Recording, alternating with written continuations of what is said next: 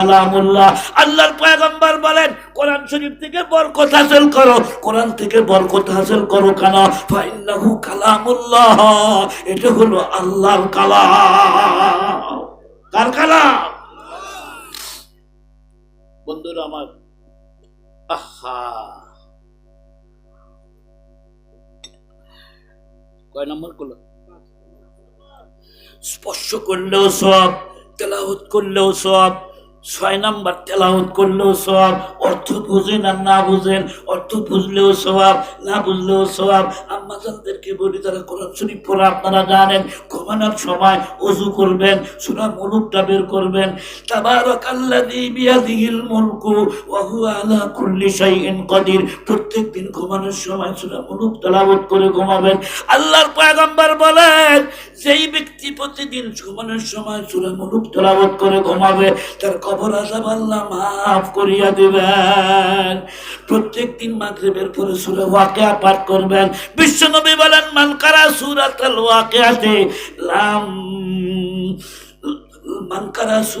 ওয়াকিয়াতে আল্লাহর কোন বান্দা যদি প্রত্যেকদিন মাগরিবের পরে সূরা ওয়াকিয়া পাঠ করে, কোনদিন সে দারিদ্রতার মুখ দেখবে না, আল্লাহ তাকে ক্ষুধার কষ্ট দেবে না।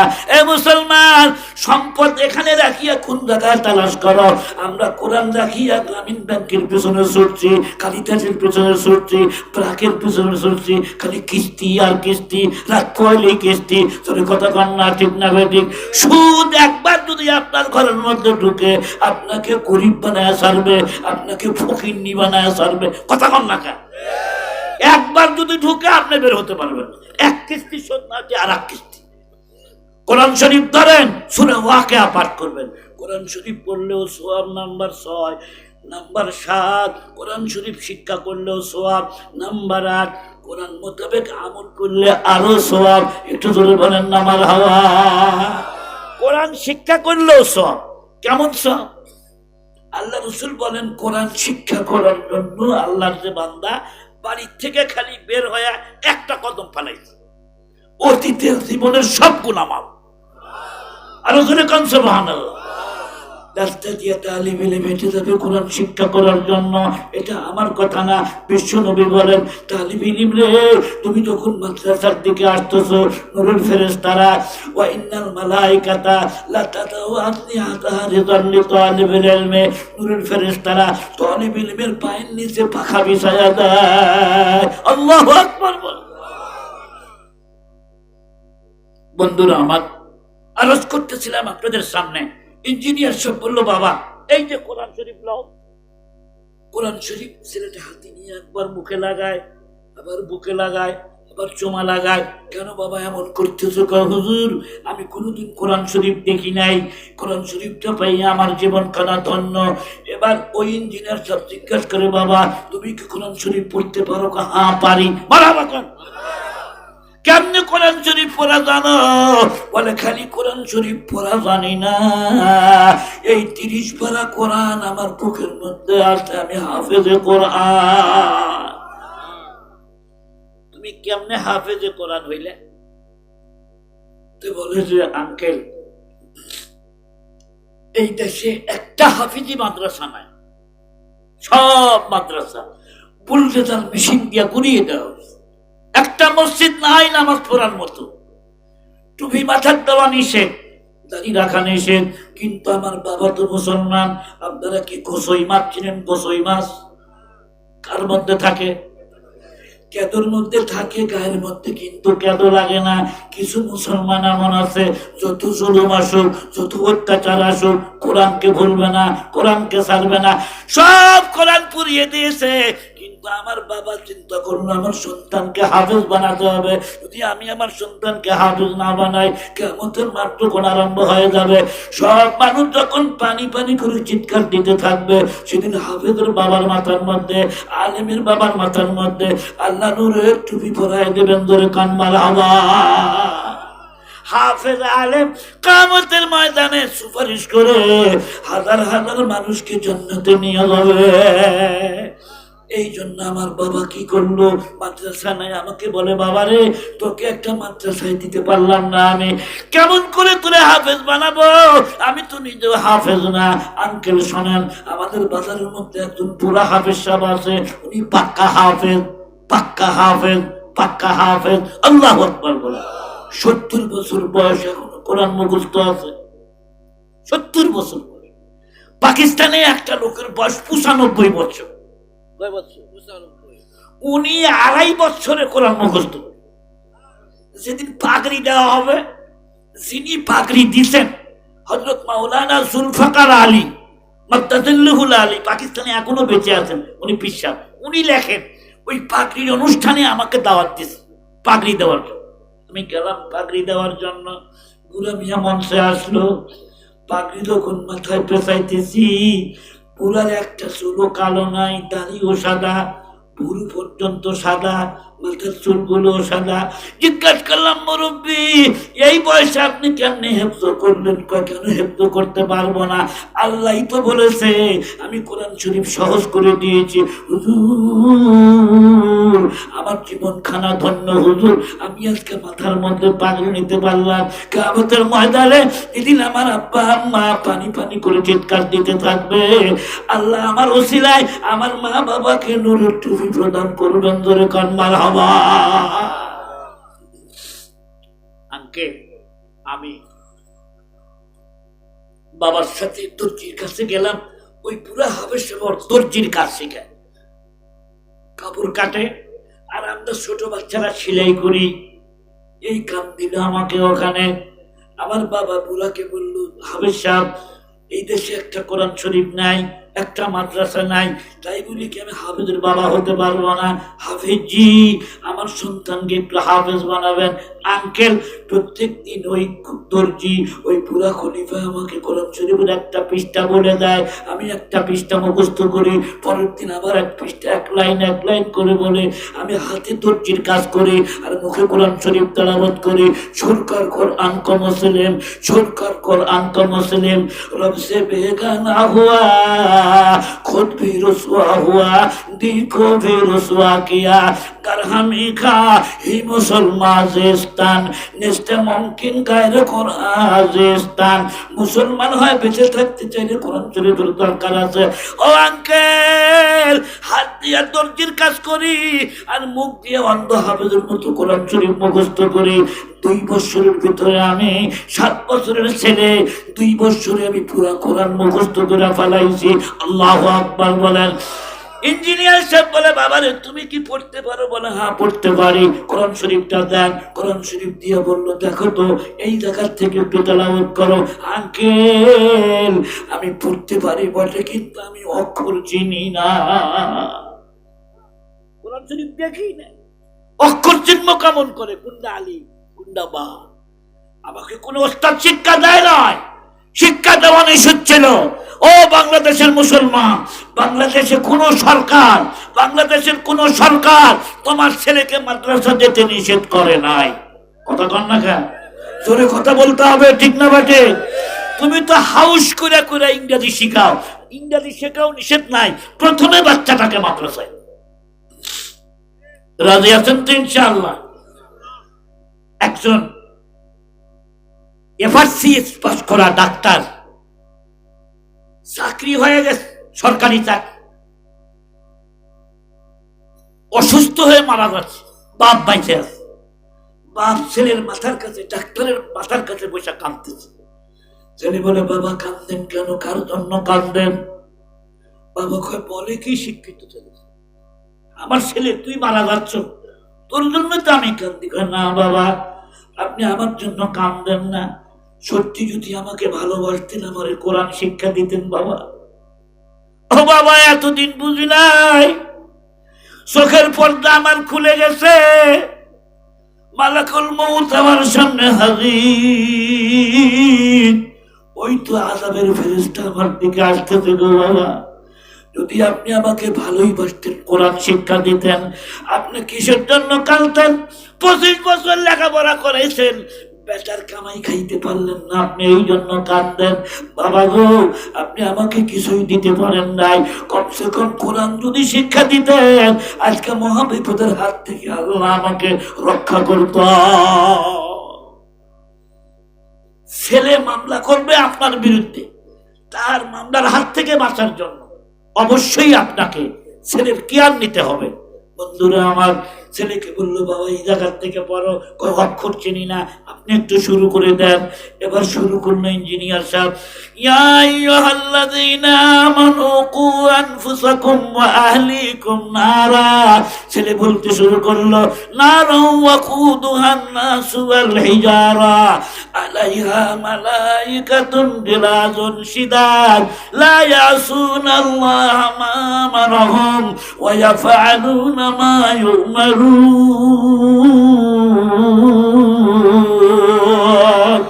একখানে সূরা তাহরিম শেষ, সূরা মুলুক আরম্ভ করলো, সূরা কলম আরম্ভ করলো, পড়তেই আছে। পাকিস্তানি ইঞ্জিনিয়ার কা বাবা রে, আল্লাহর কোরআন মিথ্যা না। আল্লাহ বলছেন ইন্না নাহনু নাযালনা যিকরা, কোরআন শরীফ আমি আল্লাহ অবতীর্ণ করেছি, হেফাজতের দায়িত্ব আমার। রাশিয়ার সব কোরআন শরীফ যদিও জালেমরা পুরাই দিয়েছে, তোর মতো হাফেজ বানাইয়া আল্লাহ মাদ্রাসা ছাড়া, মসজিদ ছাড়া তোকে আল্লাহ হাফেজ বানাইয়া প্রমাণ করে দেখায় দিল আল্লাহর কালাম ধ্বংস হবার নয়। বিমান স্টার্ট নেই না, কথাটা মনে আছে? ঠিক এমন সময় ঘোষণা হলো মাইকে, সম্মানিত হাজী সাহেবানগণ, আপনারা বিমান থেকে নিচে নামুন। যান্ত্রিক গোলযোগের কারণে, মিথ্যা কথা, যান্ত্রিক কোনো গোলযোগ নাই, যান্ত্রিক গোলযোগের কারণে এই বিমান 24 ঘন্টা ডিলে করা হলো। আগামীকাল বিমান যাবে ইনশাআল্লাহ। হাজিরা নামবে ঠিক এমন সময় হন্তদন্ত হয়ে অফিসাররা বলল ওই যাত্রী এসে গেছে। মালাবা কোন ওই যাত্রী আর কেউই না, বরকাস মার্কা নির্বাচন করছিল এক সময় মাওলানা মুহাম্মদুল্লাহ হাফিজ হুজুর। যারা দেখেছেন এই ঠোঁট খান সবসময় নড়তো, ওই কানের কাছে মুখ লাগাইলে, মুখের কাছে কান লাগাইলে শোনা যেত আল্লাহ আল্লাহ আল্লাহ আল্লাহ আল্লাহ আল্লাহ আল্লাহ। বলেন না আল্লাহ।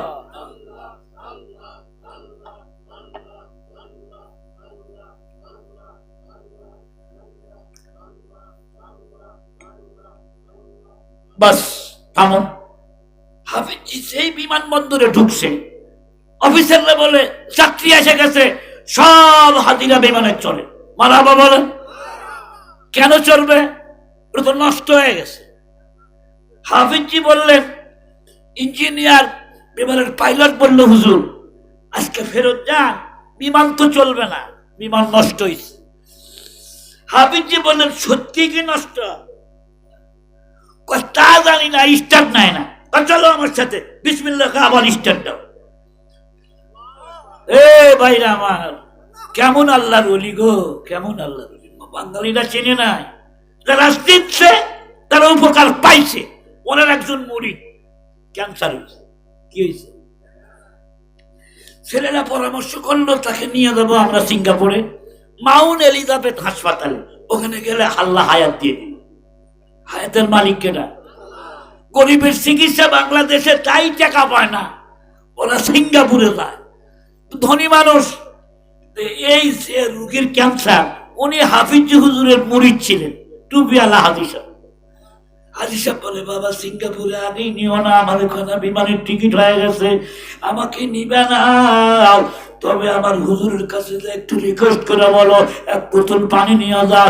ওই আল্লাহর ওলি যদি কোরআন থেকে কিছু পুরো ফু দিয়া দেয়, হয়তো আল্লাহ আমাকে ভালো করতে পারে। অনুনাজ্জিলু মিনাল কুরআনি মা হুয়া শিফাউন ওয়া রাহমাতুল লিল মুমিনিন।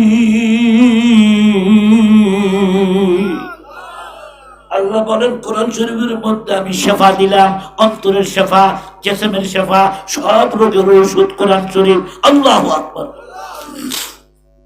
হাফিজ হুজুর বললেন বোতলটা আমার কাছে দাও তো। হুজুর সূরা ফাতিহা পড়ে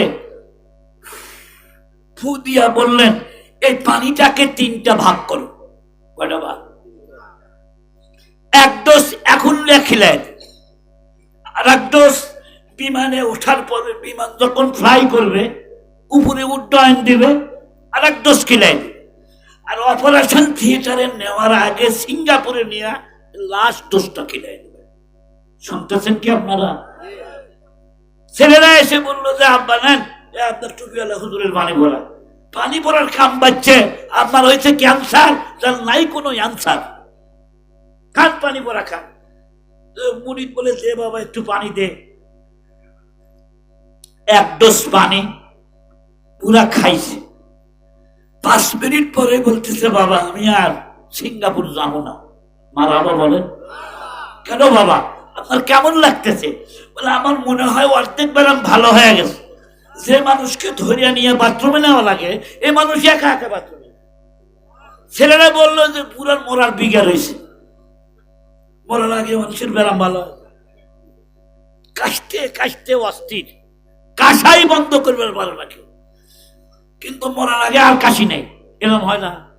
কথা বন্ধ দেখা। তো ওই পুরার ছেলে একদিন বাজারে গেছে, তো আর এক বুড়া জিজ্ঞেস করছে কেন বা গেদা তোর বাপের দেখি না কে, তোর বাপ পয়সা আছে না মরছে? কয় না বাদান তো পয়সাই আছে। আর তোর বাপের দেখি না, তোর বাপের কাশের কি খবর? আমার তো কাজ ভালো হইলো না, তোর বাপের কাজ কি ভালো হয়েছে? কা ভালো হয়েছে? কি ওষুধ কা ভালো হয়েছে? কয়েছে কাশার মতো শক্তিও নাই, কাশেও কাশতে শক্তি লাগে না। কথা কয় না, কাশফের লাগলে গাও খানে যায়, কয়ে যায় আর শক্তিও পায় না আর কাশও। বুড়া কি কয় ধর বিমানের তুল। বলে আমি যাবো না সিঙ্গাপুর। জোর করে তুলছে, বড় লোক মানুষের বেটা, বুঝলেন না, টাকা পয়সা আছে। বিমান যখন ছেড়ে দিয়েছে আর এক ডোজ খেলেছে। এই বুড়া বিমানের মধ্যে হাঁটে সুস্থ মানুষের মতো, ওয়াক শোয়ায় তুতে ওই বিমানের মধ্যে যে মানে ইয়ে আছে একটা বিশেষ জায়গা রোগীদের জন্য, সেই সেই সেখানে না থাকে বুড়া খালি হাঁটে। সিঙ্গাপুর চলে গেল, ডাক্তারের সামনে রোগী যখন পেশ করা হলো, এটা রোগী মনে হয় এটা রোগী, ব্লাড নেওয়া হলো, কুষ্ঠ নেওয়া হলো, টেস্ট করা হলো। এবার টেস্ট করে বলতেছে শোনেন কেন আপনার বাবাকে এখানে নিয়ে আসছেন?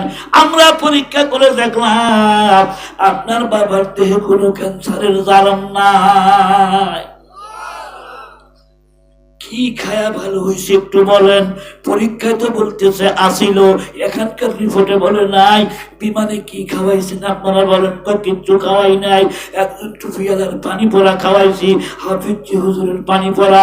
আল্লাহু আকবার বলেন। ডাক্তার তখন লেগে বলে ভাই রে ওই পানি কি একটু তোমাদের কাছে আছে? বলে হ্যাঁ এক ডোজ পানি আছে, পানিটা আমাদের কাছে দাও। পানি ডাক্তার নিল, ল্যাবে দিয়ে পরীক্ষা করলো। ল্যাবে টেস্ট করার পরে ডাক্তার বলতেছে শোনো শোনো শোনো, আমরা ডাক্তার খোদার কসম করে বলতে পারি এটা আর পানি নাই, এই পানির মধ্যে ক্যান্সার বিরোধী ওষুধ রয়ে গেছে। এটা কোরআন শরীফের পাওয়া। এই জন্য কোরআন শরীফ বিশ্বাস করেন তো ইনশাআল্লাহ, পড়বেন তো ইনশাআল্লাহ। ছেলে না থাকলে নাতিকে দিবেন তো মাদ্রাসা। মুসলমান বন্ধুগণ আমার, কোরআনের হক 4টা, কোরআনের বৈশিষ্ট্য 8টা।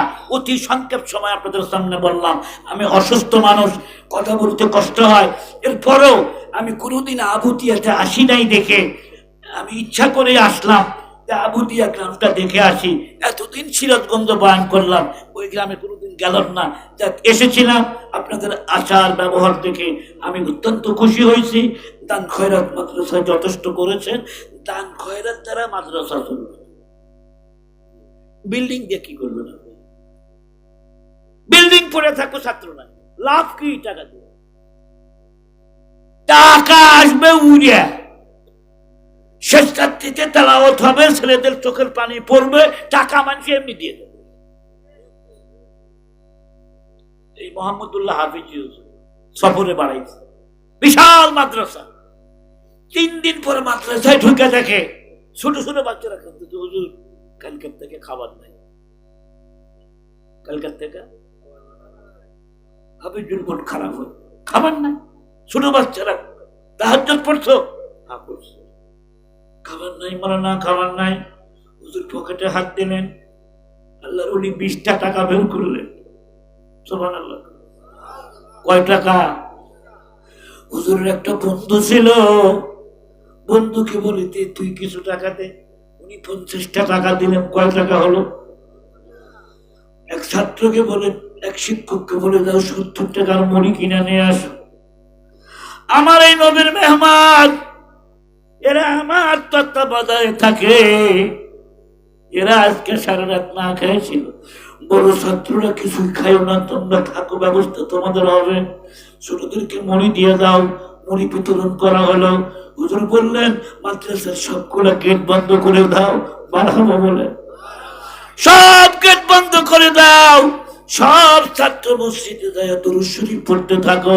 জাযাল্লাহু আন্না মুহাম্মাদাম মা হুয়া আহলুহু, জাযাল্লাহু আন্না মুহাম্মাদাম মা হুয়া আহলুহু, জাযাল্লাহু আন্না মুহাম্মাদাম মা হুয়া আহলুহু সাল্লাল্লাহু আলাইহি ওয়াসাল্লাম। হুজুর কামরার মধ্যে ঢুকলেন, দরজা বন্ধ করে দিলেন। আধা ঘন্টা পর আল্লাহর ওলি রুমাল মাথা দিয়ে মসজিদে আসলেন। হুজুর মেম্বারে বসে হাত তুললেন, আল্লাহু আকবার বলেন। চোখের পানি দিয়ে বুক ভাসতেছে। আল্লাহর ওলির হাত তুলতে দেরি হয়, চোখে পানি আসতে দেরি হয় না। দিল যাদের শক্ত হইয়া যায় ওদের চোখের মধ্যে পানি আসে না। আল্লাহর ওলি হাত তুলে বলেন, আল্লাহ তোমার নবীর মেহমানরা না খেয়ে আসে, ব্যবস্থা করে দাও, ব্যবস্থা করে দাও। হুজুরের হাত উঠতে উঠতে অনেক উপরে উঠে গেল, অনেক উপরে হাত উঠে গেছে। এ মুসলমান বন্ধুরা আমার, মোনাজাত এখনো শেষ হয় নাই। ঠিক এমন সময় দেখা গেল মাদ্রাসার এরিয়ার ভিতরে একটা গরু আর একটা খাসি কি যেন বেঁধে রেখে গেছে, গেট বন্ধ আছে। বলেন কাদাখড়ি গল্প না, এটা বাংলাদেশের সত্য ঘটনা। নড়িয়া মাদ্রাসার কামরাঙ্গীচরের মানুষ এখনো জীবিত আছে, হাজারো ছাত্র সাক্ষী। তারাও মানুষ, আমরাও শেষ ছাত্রীতে তারা ঘুমায় নাই। আমরা 8টার আগে চোখের ঘুম ছাড়ে না। ও যুব ফজরের নামাজ ছাড়িও না ভাই, ছাড়িও না ফজরের নামাজ। খোদার কসম, ওই সময় যা চাবো আল্লাহ তোমার তাই দিয়ে দিবে। সুবহানাল্লাহ। দোয়া শেষ, হাবিজি বের হয়ে আসলেন, গরু দেখলেন, খাসি দেখলেন, আশ্চর্য কিছুই হলেন না। মারহাবা বল। ছাত্ররা আশ্চর্য, গেট বন্ধ।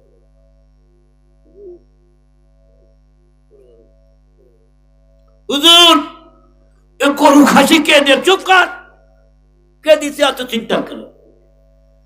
বাবুর্চি খানার বাবুর্চিকে বললো, বাবুর্চি সাহেব চুলা জ্বালান। হুজুর একটা চাউল নাই, এক বস্তা চাউল নাই, কি দিয়ে চুলা জ্বলবে? আল্লাহু আকবার বলেন। আমি বলছি চুলা জ্বালাও। দাউ দাউ করে আগুন জ্বলতেছে। গেট খুলে দেওয়া হলো। একজন লোক আসলো একটা চিরকুট হাতে নিয়ে। দপ্তরে হুজুর বসে আছেন। হুজুর এই চিরকুটটা নেন, কাগজটা নেন। কাগজের মধ্যে লেখা আছে, হুজুর 600 বস্তা চাউল পাঠাইলাম। 600 বস্তা চাউল পাঠাইলাম। আমি নাম বললাম না। হুজুর একটু আমার জন্য দোয়া করিয়া দিয়েন। লোকটা কাগজ দিয়েই বের হয়ে চলে গেল। গেট পর্যন্ত গেল, আর মানুষ দেখা যায় না। আউলিয়ারা হাসতে কুদরত আজইলা, আউলিয়ারা হাসতে কুদরত আজইলা, তীরে জোস্তা বাজে করতা তো নাজেলা। আউলিয়া নেলা তোমারি दौलते दुनिया पे जाओ, औलिया ने ला तुम्हारी दौलते दुनिया पे जाओ, आफरी पैरों पे उनके सारी दुनिया सबके सब। अल्लाह ইনি ছিলেন মুহাম্মদুল্লাহ হাফিজি হুজুর, কোরআনের প্রেমিক, কোরআনের পাগল, আজীবন কোরআনের জন্য খেদমত করে। অন্যদিন আবার আলোচনা হবে হাফিজি সম্পর্কে। বললেন বিমানের পাইলটকে বললেন, চলো বিসমিল্লাহ বলে স্টার্ট দাও। পাইলট বলে, হুজুর বিমান খারাপ। বলে স্টার্ট দাও না, বিসমিল্লাহ বলো। বিসমিল্লাহর দাম আছে না নাই? আল্লাহর ওলি বলে চালাও না। বিমানের পাইলট বলে খালি স্টার্টটা দিদি সাথে সাথে স্টার্ট নিয়ে নিল, মারামা বলেন। হাফিজজি বসে গেল, বিমান চলে গেল সময় মতো, চলে গেল জেদ্দা বন্দরে। গোটা ঢাকা শহরের মানুষ বুঝতে পারলো সেদিন হাফিজজির দাম কত ছিল। এ মুসলমান ভাইরা আমার, হাফিজজি দুনিয়ার থেকে চলে গেছে, আর হাফিজজি পয়দা হচ্ছে না। এই মাদ্রাসাগুলো হাফিজজি পয়দা করার মাদ্রাসা। তামাম দুনিয়ার সব মানুষ যখন ঘুমায় থাকে, এই মাদ্রাসার ছোট্ট বাচ্চারা শেষ রাত্রিতে ওঠে, ঠান্ডা পানি দিয়ে ওযু করিয়া 2 রাকাত নামাজ পড়ে মহল্লাবাসীর জন্য দোয়া করে, কবরবাসীর জন্য দোয়া করে, মা বাবার জন্য দোয়া করে। বালেগ হবার আগ পর্যন্ত ছোট্ট বাচ্চা যত কোরআন শরীফ পড়বে সব সওয়াব বাপ মার আমলনামায় লেখা হবে। আল্লাহ পাক আমাদের সকলকে কোরআনের আজমত বুঝে কোরআন মোতাবেক জীবন করার তৌফিক দান করুন। সকলে যদি বলুন আমিন। দুরূদ শরীফ পড়ি। আল্লাহুম্মা সাল্লি আলা মুহাম্মাদ ওয়া আলা আলি মুহাম্মাদিন কামা সাল্লাইতা আলা ইব্রাহিম ওয়া আলা আলি ইব্রাহিম ইন্নাকা হামিদুম মাজিদ। আল্লাহুম্মা বারিক আলা মুহাম্মাদ ওয়া আলা আলি মুহাম্মাদ কামা বারাকতা আলা ইব্রাহিম ওয়া আলা আলি ইব্রাহিম ইন্নাকা হামিদুম মাজিদ।